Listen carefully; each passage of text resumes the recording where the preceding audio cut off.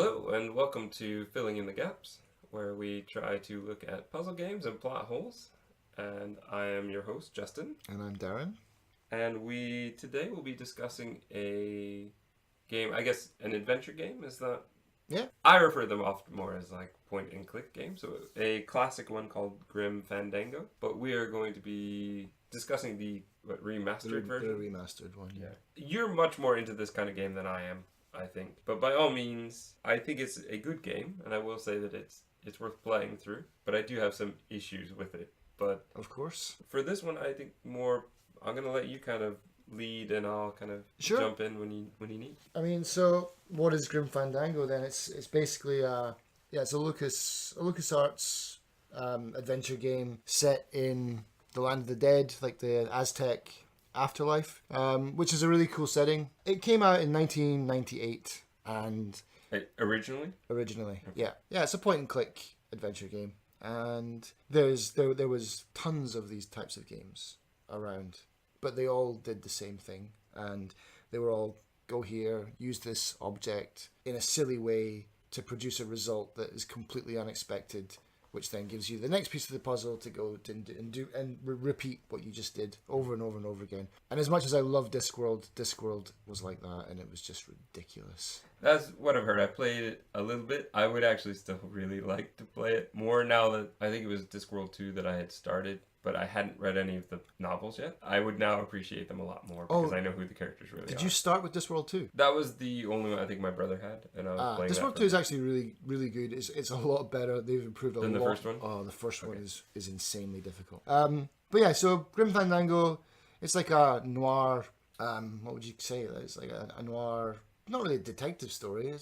I would more say that it's a comedic, kind of cartoonish story about an afterlife. Yeah. And the kind of mechanics of that world and how that world works.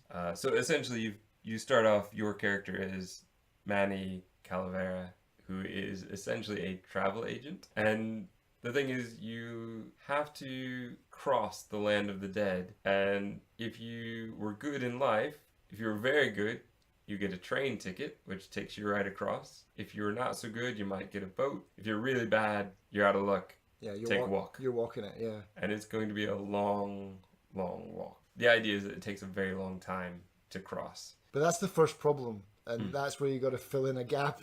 or just forget about it completely, is then how you performed in your life before death equals what kind of ticket you get. Why do you need a travel agent? And how can you possibly get an upgrade if you are bad? It doesn't make any sense. The whole travel agency thing is completely redundant, but you just have to not think about that. I have a feeling that it's not so much an agent like who can give you an upgrade, but they're more like They just check your... I would say they're civil servants. Like Social Security, let's see who you were, yeah. But the tone of what a lot of the characters say make it think like there's a sort of commission. And so the better clients that get the train, that's a huge commission for you. Yeah. Or a boat, that gets you a huge commission towards you paying off your debt. Because it seems like those that are in civil service must have been really bad because they don't even get to cross. They have to work off a debt of some kind. Yeah. And in fact, Manny a few times, his dialogue choice said, "What did you do that was so bad?" Doesn't really get answered. That doesn't, it doesn't. And in fact, all the people, like even the balloon guy, like what did he do? Like maybe it gets explained later in the game where the guy's saying, "Well, why aren't you going to the 9th level?" And he's just like, "Well, I'm having fun here, I'm enjoying myself. Why should I?" And maybe that's what it is. It's like a lot of the people are just like, "Nah, I'm just gonna hang out here in the land of the dead, go and visit my family once a year," and then maybe they're just not ready to move on. Yeah, what I like about this game is it's I love Monkey Island as well. I love Full Throttle, Day the Tentacle, The Dig, all those games. But this one is special in that it was the first one that was 3D, like proper 3D modeled, and it doesn't rely so much on... All those other games are using puzzles to kind of get in your way from advancing the story, whereas this is a story that happens to have a few puzzles that add to the narrative of the story anyway. So it's like you will be solving those puzzles regardless. You're not wandering around clicking on every single thing. You kind of know what you've got to do. It's not too obscure, but maybe There are some that I would say are, but like drinking the gold liquor to set off the metal detector. You kind of know what you got to do, but maybe you have to got to do it in a certain order. But whereas in the precursors to Grim Fandango, it was just madness, like what you had to do sometimes. okay. I will say I've played through it for the first time very recently, and I've probably played it like maybe 5 times. yeah. I think that might also skew your opinion a bit because you could remember everything. Almost everything, yeah. I can't remember the last time I played through it to the end. I bought it it was on sale for my tab, and I got it on that, which I'm going to say right now, if you have a choice between getting it on a tab or your computer, definitely go for computer. It's not a great tab experience, to be honest. I will say the biggest thing for me is that I found out on the computer I could actually run. And you were saying on the tab you couldn't run. You kind of can, but it's really hard in some places. Like you gotta double tap on your screen, like a double click on a mouse. But the controls there's some were parts where you have to walk a really long distance. It just takes a long time. Yeah, the controls were, when it first came out, the controls were buggy, and they even with the remastered one, they kind of cleaned it up, but it's still not great. If you're walking and then the camera angle changes and you're walking forward and the camera's now behind you, you walk back into that area. It's like. And they even said when they were making the game that that's what they wanted. They wanted you to feel like you were Manny.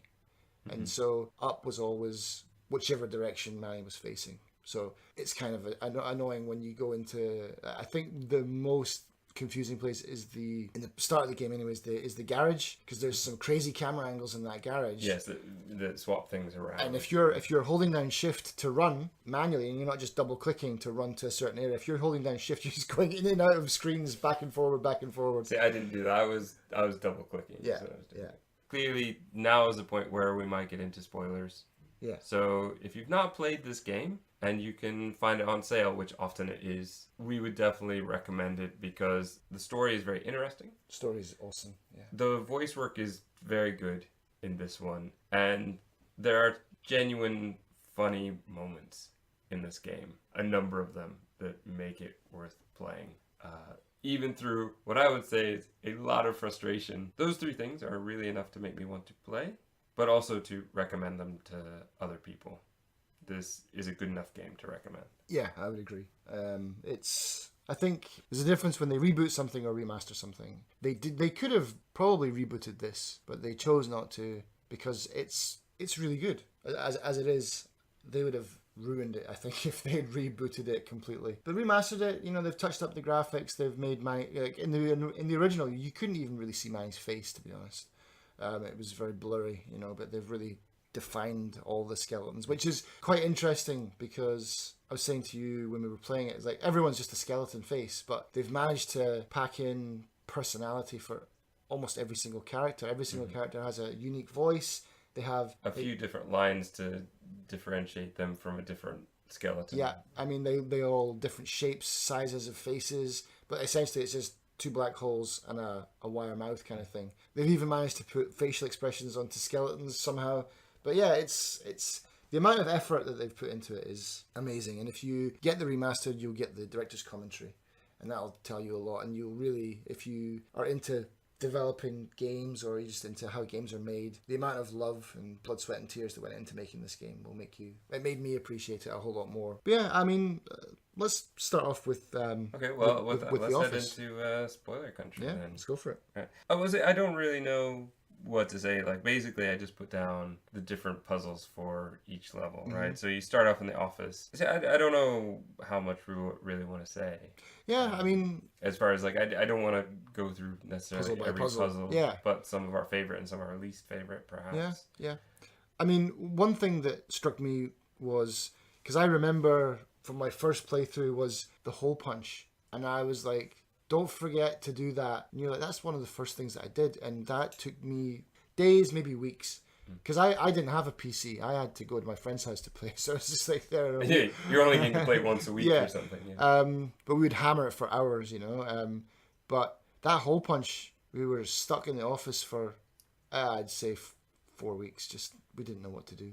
I know now. Again, maybe in the original they didn't have this, right? Maybe this is something that they updated. But as you inspect the cards, Manny says, "Oh, I've been meaning to mark these cards." I went, "Oh, there's a hole punch I can use. Oh, I'm gonna mark these cards." And I went, "Well, that's the worst marking card ever because it was full of holes." It was like, "Well, that would be pretty obvious." Yeah, and it does help that, and I think maybe this was one of the first games that did this as well, was where as you're walking, Manny will look at things and like points of interest, which even so, I was like, oh yeah, there's a hole punch.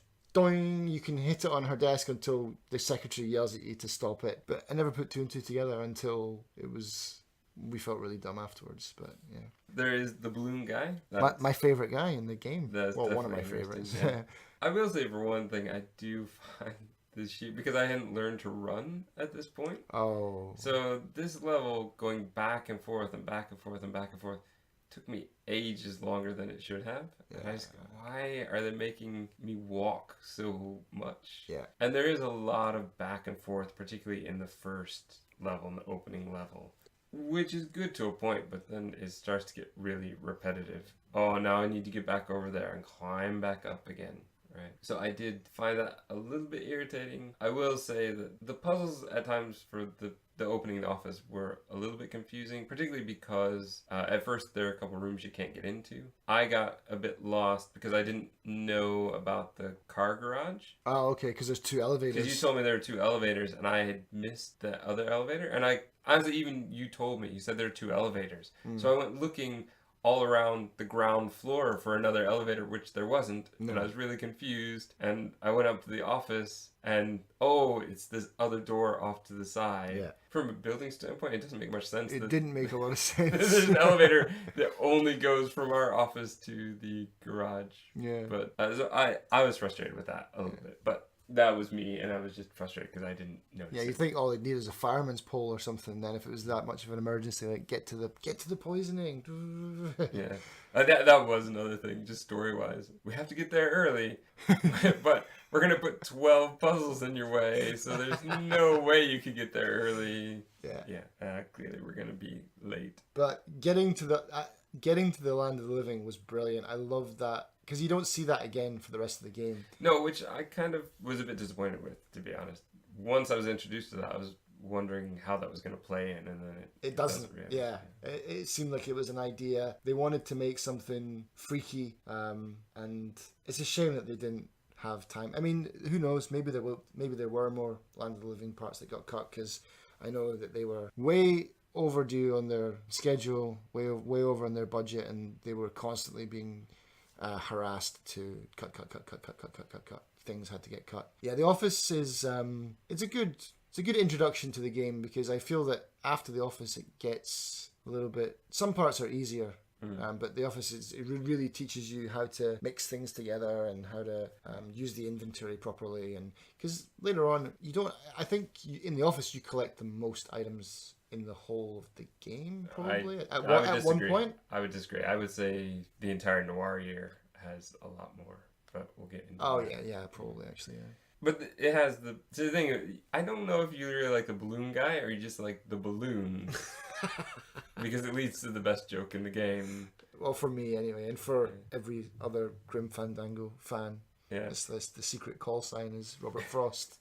It's just so random. I think that's what I love about the fact that the balloon guy can make a Robert Frost, and so specific that it has to be Robert Frost. Yeah. After that point, was there anything more about the office you wanted to say? No. So after that point, then we go out of the office, and we have a couple puzzles that I'm not as fond of at this point. Most of this is to get the car, so we meet Glottis, who is a creature created only to be a mechanic, which I think is an interesting concept. And he's pretty funny for the most part. He does have one odd quirk that I find absolutely irritating. Anytime he's sitting in a car and not moving, he makes car noises. And if you're sitting there trying to solve a puzzle while he's in the background, it's so irritating. It's just so absolutely irritating. Yeah, and if you're playing with headphones as well, it's really loud. Yes, he's a very loud character. Yeah. There were a couple times where I moved him off the screen so I could concentrate. Yeah. But once we've kind of escaped and we take the car with us. But why is Glottis out in the woods? That's something I didn't quite understand. He got fired. He got fired, but he got fired and took the car with him. I guess, yeah. Okay, lucky for us. Government property, that's ours now. Alright, so we're finally out of the office one because you start there. It feels forever, I think, and then you finally move on to something else. Yeah. I was kind of wondering if we were just always going to be going back to the office, and I was kind of glad that we didn't. But then we get to the tree roots puzzle. I'm not a fan of. Once you gave me a hint, I kind of knew what I wanted to do, and I was actually already trying that, but it didn't seem to quite work. And the reason is, players who've played this will know that you have to take the signpost with you, and you have to take the signpost in the direction that is pointing. But it has about 5 different arrows on it. That's a bit confusing. Clearly you want the biggest one, but I found there were a number of times where I plant the sign, look at it, and it was somewhat vague as to which direction it was pointing. There are something like 12 different tunnels to go through. Yeah. So if it's pointing up and to the right, which of those 3 is it pointing to? So maybe there's a better way to do it than I was doing it, but I found that to be really frustrating. Well, no, that's the whole point of the multiple arrows. It's supposed to confuse you so that you don't go through those routes, because you are looking for a point in the ground. You're not looking to point it at the roots. So every time you plant the I plant the sign. Every time you plant the sign is pointing not to a tree root. It's pointing because the tree roots, the tree like hollowed out caves, things, whatever. Mm-hmm. Those are just red herrings. You're not supposed to drive through them, and you're not supposed to point the arrow at any of them. It's just you're basically doing dowsing rods. You're looking for the water source. Right. Yeah. And then that's the lock that opens the hatch and stuff, and you go down into to get the key for the moles. No, the beavers. Mm. The damn beavers. See, which I had almost no problem with, but apparently frustrated you for a long time the first time. You had trouble with the timing of them, whereas I was, this seemed to just make sense for once. Yeah. This puzzle was not that bad. But getting the shocks from the tree, that's one that I just found ridiculous. I still don't think I have a method to doing that. I just keep on going over those things at random until I get it right. But this was made worse by me because mine had a bug. And for some reason, anytime I went to pick up the wheelbarrow that I need to run over the cords, my character would disappear. And I was stuck with nothing, and I'd have to exit the game and restart again. And I had to do that about 5 times before I was able to make it somehow work. And that's when I was saying, look, just tell me the answer. Just tell me, because I don't want to disappear again. And you're like, just keep going over them until it happens. And I was like, no. I was waiting for you to tell me, go over the second one and the fourth one and the third one, the first, but no. Just keep going. I was like, at any time I could just disappear and have to start to exit and restart the game again. But I was able to get it, but it seemed to be very hit or miss. I didn't really see a pattern. There must be one. There must be a pattern, but I don't know what it is.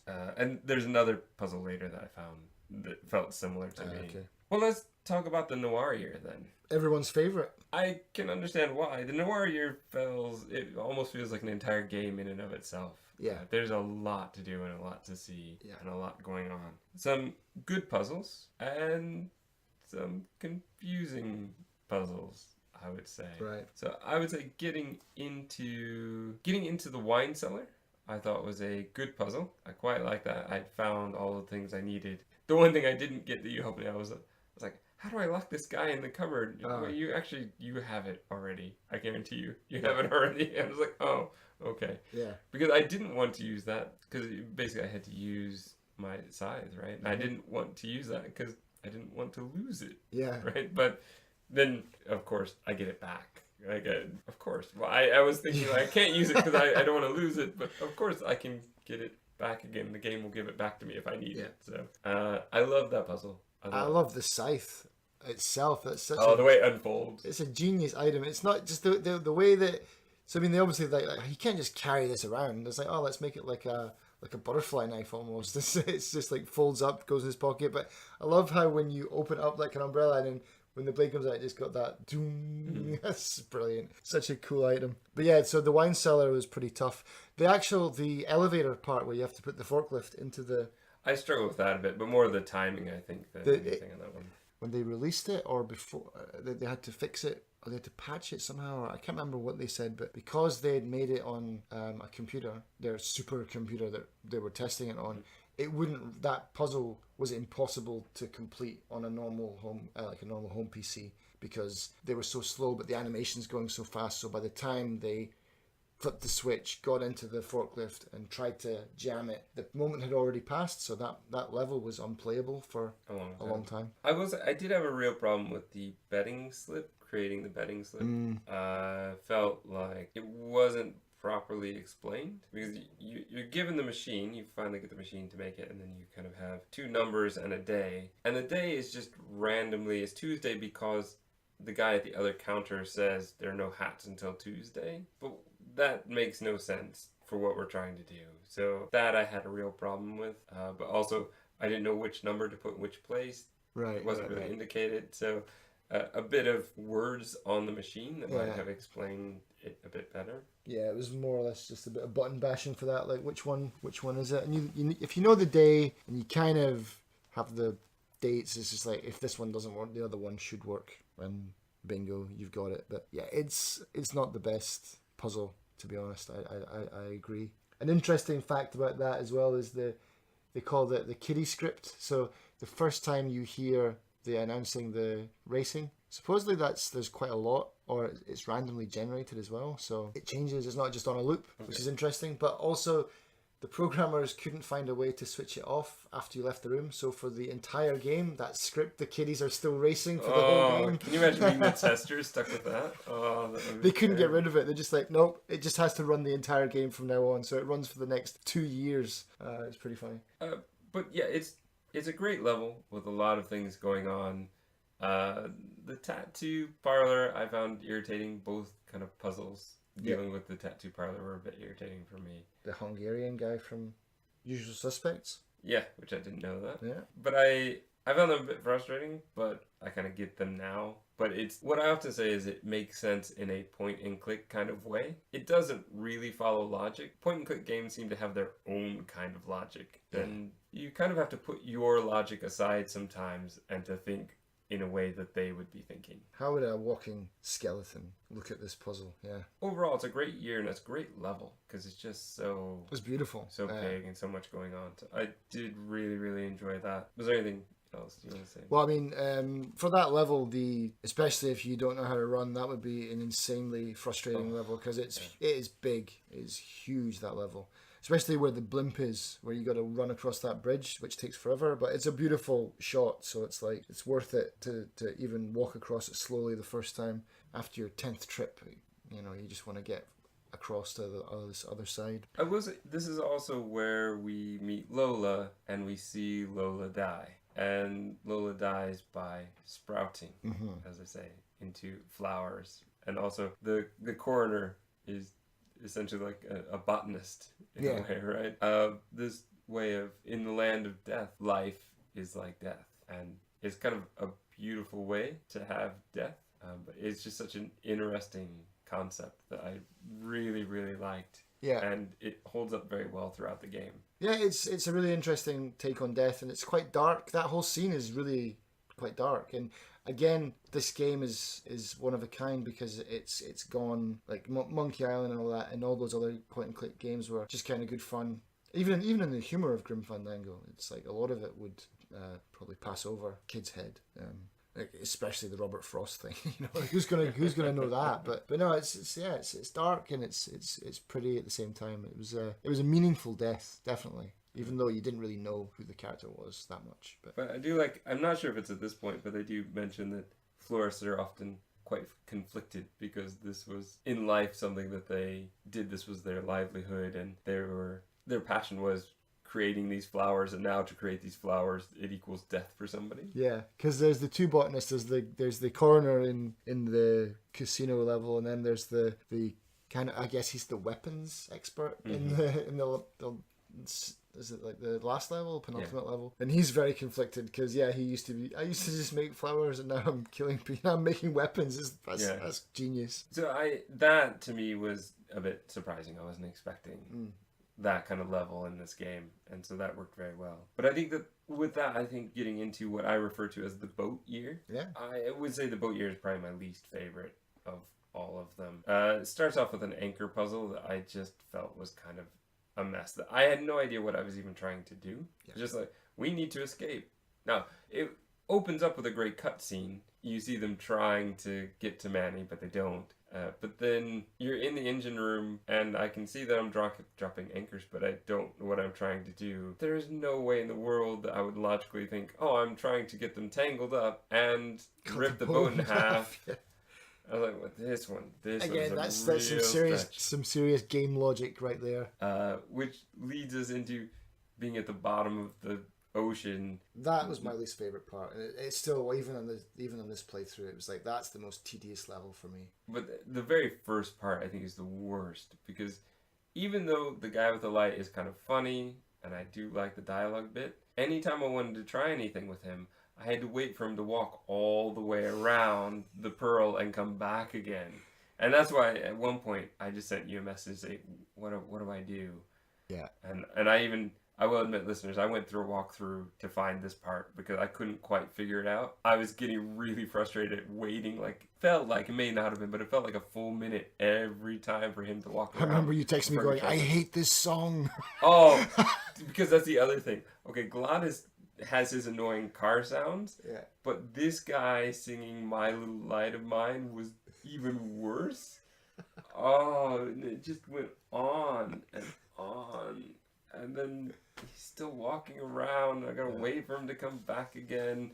And it was so simple.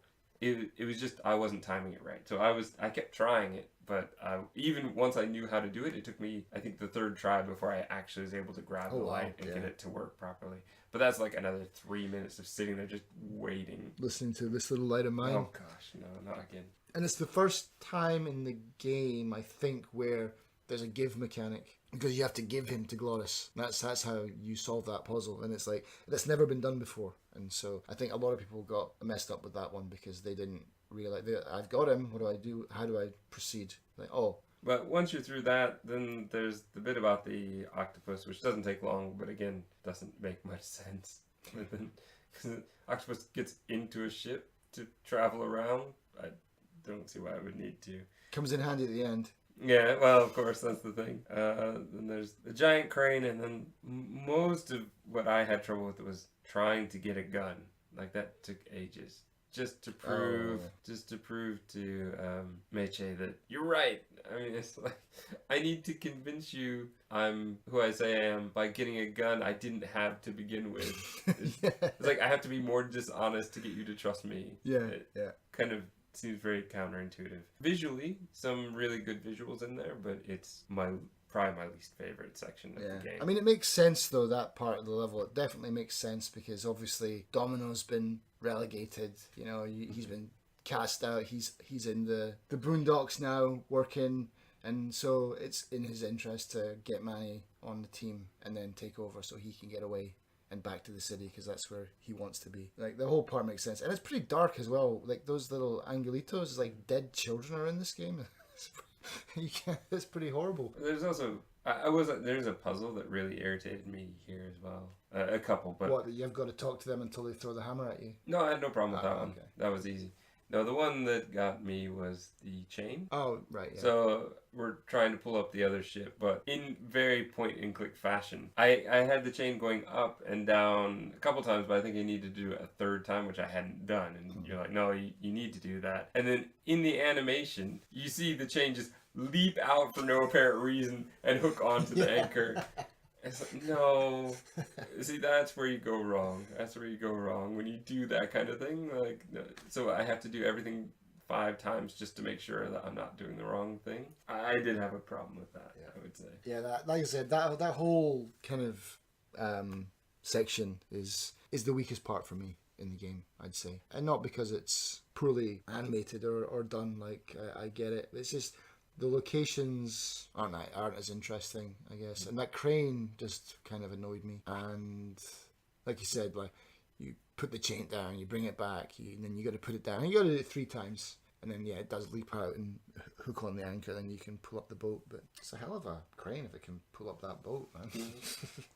But yeah, once you're out of there, it's clear sailing from there. Then you go to the door to the living, essentially, right? Where there's a guard, and you get an interesting little cutscene with Domino where... And I'm not sure if I buy this point in the story, because they were essentially saying everybody on that entire train was there and shouldn't be, and so it went to the not nice place. Yeah. Right? Isn't there a driver on the train? Is the driver also, like, corrupt in some way? We know Domino is on there. He deserves to go, but it kind of seems like... Was Domino on that train? I think so. Nick was. Oh, maybe it was Nick. Okay. Where was Domino? Because I think... Oh, no, it wasn't Domino, because Domino gets it a different way, doesn't he? Yeah. So it was Nick. But I was like, well, we know one bad guy on the train, but are we sure that everybody? Yeah, absolutely everyone, yeah. There's only really one puzzle here, and it's okay. I like it because it kind of harkens back to things that we learned about in the beginning. Like the fire extinguisher having, and the fillers being filler. very flammable. Yeah. And so I was quite okay with that. I thought that was very simple and put together well. But then the story takes us back to the noir world, which has been severely cut off from us, like shrunken down to save us from walking around to too many places. Re-explore everything again, yeah. Though, again, very point and click logic for this one. Yeah. I mean, I get it. Yeah, for this one, it was very much just go through your inventory and try every item on everything. Yeah. There didn't seem to be logic to this, because like, all right, it's jelly or whatever it is, but do you... And I don't like vomit. Yeah. It's just been plain... Let's just put that out there. I really don't. If I see it, or if I hear it, or even talking about it now is making me feel sick. And yeah, I don't like watching even animated... Purple. Even purple. I don't even like watching animated characters barf. It's not for me. But yeah, to get an entire... pretty contrived seeing that. It's like... An entire floor full of it so that you could freeze it and walk And on what? it. So the puke wouldn't knock over the dominoes? Yeah, I don't understand that. Yeah. It must have been very gentle. Yeah. But yeah, that was quite silly. And you get an achievement from that. You miss it if you go in and if you look at the car and say, like, this might be the last time you see your car, Glorious. If you don't click on the car, if you just go straight to the back and like defuse the bomb, then you miss that achievement. I probably missed it then. Yeah, I think I missed a lot of those, to be honest. But then that takes us back to the first town, which has changed now and is more of a casino town. Which is great as well. Sorry to cut you off there. No, go ahead. But which is great because you felt it, you've been told it. There's a long passage of time. It's been 4 years or maybe 3 years since you've been home. Yeah, everything has, like, and that's great. It's like everything has become really... It's like, it's on... The feeling I got when I went back to the first city... Was it? It's Rubacava. No, Rubacava is the... Anyway, the feeling I got when I returned there was like when Marty comes back to the Biff Casino town and Back to the Future too. We get back and things have changed. As all I was The going to say. revolution is in full swing. Yeah, finally, I guess. Yeah. And so here we are, and we have some odd puzzles. I felt like so we can't be seen, so we walk around a lot of places. Yeah, to find a disguise. Yeah. And so we essentially need to get makeup, which was not difficult. I was able to figure it out. But we also get a grinder and an arm and put them together, which is kind of cool that the way they used it, honestly. But at the time, I just was a little creeped out by that. Grinding up some guy's arm. Yeah, I don't know, there were a lot of things that just seemed to slowly work on this one and felt a bit frustrating. I don't know how you felt about it. I hate that puzzle. That's my number one. Which was the makeup? No, the arm grinding puzzle. Oh yeah. Because I know where I was supposed to go, of course, because I've completed it. So it's like I know the tunnel. You can't just go to that tunnel. Not only is it hard to place the grinder on the spots where you think the sprout stuff is, so you're inching your character and moving him in by fractions of degrees, grinding, missing it, backing up a little bit. Yeah, so to you're trying to follow a trail, basically. Yes. Yeah. We're trying to follow the florist ammo maker. Yeah. And he leaves behind bits of his ammo, which if you grind a bit of bone on it, will sprout. So that's what we're looking for. But it is, I would agree, very difficult to find the spot. And the thing is that we don't want to go in there because there's some creature, but clearly once we've found the trail, then we will go in there. Yeah, but that trail, even if you find it, and then, so the way it's set up is even if you go to the end and you grind up the bone and you know he's gone into that, you have to have a set amount of that path completed before it will let you before it unlocks the next part of the game. And so it wouldn't even let me skip the puzzle that I hated the most. Right. Yeah, so which, by the way, is another time where Glottis is just sitting there and making noises. Idling, yes. Yeah. Irritating me. But then we get into the tunnel, and I found, even though I knew what I was trying to do with the creature and the hydraulics, it took me quite a while to make it actually happen. This is another time that, like the tree puzzle, anchor puzzle, where it just felt like I was randomly doing it until I happened to get it. Right. Yeah. I mean, maybe I'm biased because maybe I remembered that one, but I knew exactly what I was trying to do. Just couldn't do it. But I just couldn't seem to make it work. And it was just, again, I think possibly the older controls and the older system that just, it didn't feel very intuitive. Again, like, I knew what I wanted. I knew right away what I wanted. Yeah, I want the car to capture it, and so I can walk beyond it. But it still took me longer than I feel like it should have. But speaking of that, going into the florist's office, who's crazy, but as soon as he hears a bell, he's normal. But it took us a while to figure out, because we were both going, what in the world? Why is he acting this way, and what are we supposed to do? And we both kind of found it around the same time. Yeah, I'd forgotten that part. Like, you have to ring that bell to bring him back to his former self. Yeah, it's quite cool. That's a trigger for him to, like, become normal again. But then that leads us out to the greenhouse, where we need to... You said at this point you were quite surprised by Lola, like that you weren't sure whether to trust her or not. Yeah. Not Lola. No, Lola was the nice one. This was Olivia. Olivia, yeah. Olivia. So Olivia, who was the kind of slam poet before, she seemed to like the leader of the kind of resistance quite a lot, right? But she also was in love with all the gangsters. Yeah, she always loves the bad boys. Yeah. Something like that. Yeah. But I didn't really think about her enough to even really care that she had betrayed us at this point. Yeah. So I'm not sure that really had the impact that maybe they thought it would. But then the leader of the resistance has just a head. Yeah, right. Who's talking. Talking heads, yeah. But essentially we take care of Hector, the big bad of the story, in a very quick and easy kind of way, it feels to me. Yeah. We kind of take care of her in a way that seems very kind of quick and easy. Mm-hmm.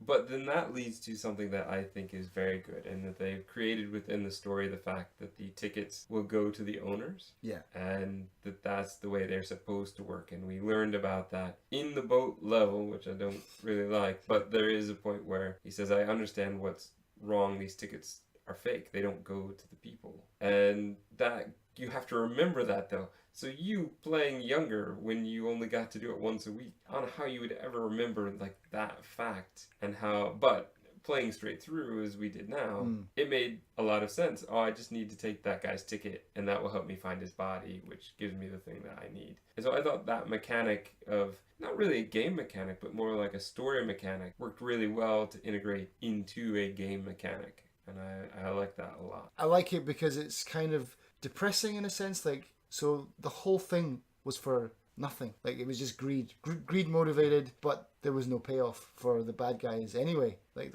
everything they'd done was for, the only person that really benefited was Hector, until he died, of course. But yeah, like, even the fake tickets, all those people went to hell, and the people who had their tickets stolen from them got them all back, didn't they? I guess so. Yeah, so happy endings for everyone, although they had spent 4 years walking through the petrified forest, but battling giant spiders. The director's commentary for that is like, I was thinking about spiders, and I was thinking, how can I make spiders more scary? Because spiders are already pretty scary. He's like, I know, flying spiders. Can you imagine how terrifying flying spiders would be? He's like, yep, that would freak me out. I will say, and no, this is kind of nitpicky thing, Mm-hmm. right? But there is the whole love story between Manny and Mercedes, right? Meche. Mitchie, yeah. And the thing is, they are skeletons, right? But we're given a number of times the impression that they're about to kiss, and at the end, we're pretty much led to believe they're goodbye. That seems very unpleasant, kissing bone to bone. What are you even kissing with? Yeah. I don't understand. I mean, for one, I mean, the thing is, they'd already kind of done that gag, I guess, on the island, like the island at the end of the world island, where she takes down her stockings and it's just bone, and he's looking at it and he's like pulling his collar, like, oh, that's really hot. It's like they obviously, I don't know, their minds change. They see beauty in skeletons. It's just odd, but again, like, what would that even be? Like, if they kissed, like, just like knocking together. See, that's all I could think about. That doesn't sound pleasant. I could kind of see holding hands or something, but I think just no. grating your teeth together. Oh man! Oh, see, now you're thinking where I'm thinking. That just doesn't seem to work in this world. Yeah, it is just one thing where I think, like finding a new kind of death, which for this is life, they would need to find a new sort of intimacy to equal kissing that makes sense as skeletons. Yeah. So, but that's me kind of overthinking it. I'm sure that 99% of players didn't really think that and didn't really care. It just worked. They're cute, and that's all we really care about. Yeah. So I will say this for me is a very point and click game. Not my favorite style of game, in particular because it's game logic as opposed to real logic. But as I said before, the characters are interesting, the story is interesting, and some of the visuals are, at least in the remastered version, are really, really good. And despite the bugs and the frustration, and I didn't even say before, there was one bug where on the boat level where I was trying to drop the anchors, and Manny was standing nowhere near the buttons at all. Okay. For like most of the time, and even when he was trying to push like forward and backward, that control would just appear in his hands, but he would be on the opposite side of the screen. So even with those kinds of things, with the bugs, with the frustration, it's well worth playing. I would probably say to get it on sale, because I think that's one of those games that often does.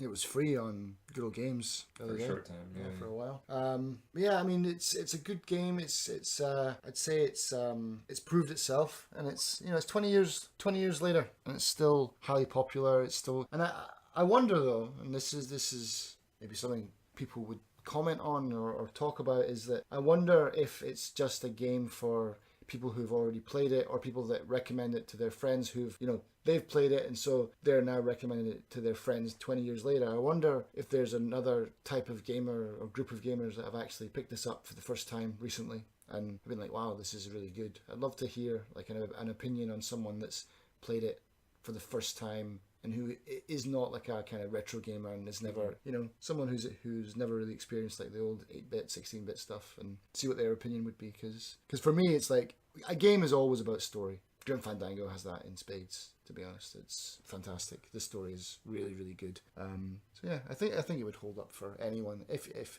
you even just enjoy a story, I would say it's worth playing, though. Yeah.